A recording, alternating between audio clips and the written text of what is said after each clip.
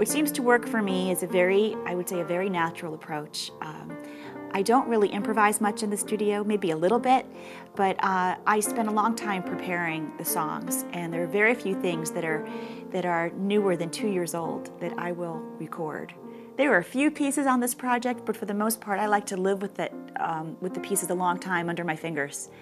And the reason for that is because being a living composer, composers tend to change things all the time, and I'll find myself in concert discovering new things and nuances in the piece. And if I record it prematurely, I'll then regret that I didn't record it, the way it finally had evolved. So if I live with something for a couple of years, at least I'm guaranteed to know that this is, the way I want it to go. That being said, it still will evolve a little bit over time. So I do most of the practicing at home, and then once I get into the studio the first day, pretty much Jerry Putnam and I worked on creating the piano sound that we wanted, which really is about placing microphones and deciding how the piano lid is going to be on or off, or whether it should be full up or down. And I acclimate to the instrument itself. And then after that time, we just start recording the pieces. Some things happen in one take, which is wonderful. But usually I will do at least 3 at the minimum so that I could have a choice. Sometimes I might have a tempo that's a little faster or a little slower, or just change some expression nuances. Sometimes there's a big fat mistake. That happens too.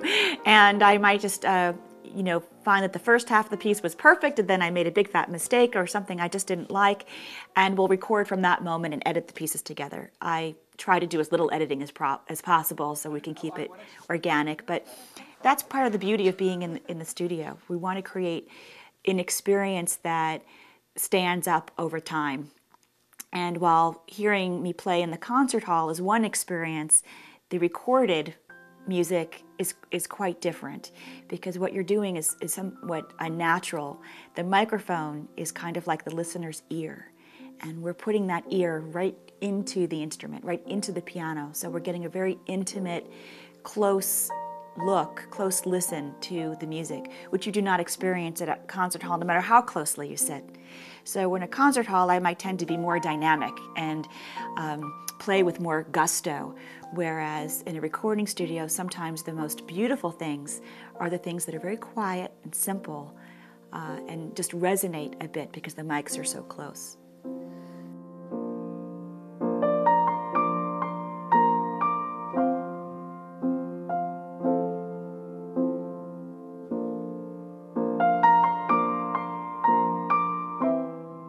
You tend to get very centered and very in yourself when you're playing in the studio. You're really in the music. Everything else kind of falls away. It's a very it requires a great deal of focus, and you find yourself going there. If you do drift, the music, inevitably kind of goes downhill. So it does require a good deal of mental focus. And while this is going on, and while we're sitting here, there is a designer working on the CD cover, and I'm at night kind of working on the liner notes and how those are going to read, and trying to come up with a plan of how we're going to launch the CD this spring, because the music industry has changed tremendously since I made that very first record in 1993. The music will not have as great of a presence in the brick and mortar stores. It has a greater presence now on the internet, so it's very likely that a few tracks will be released first digitally before the actual physical CD is released. So we're thinking through all of these things as well.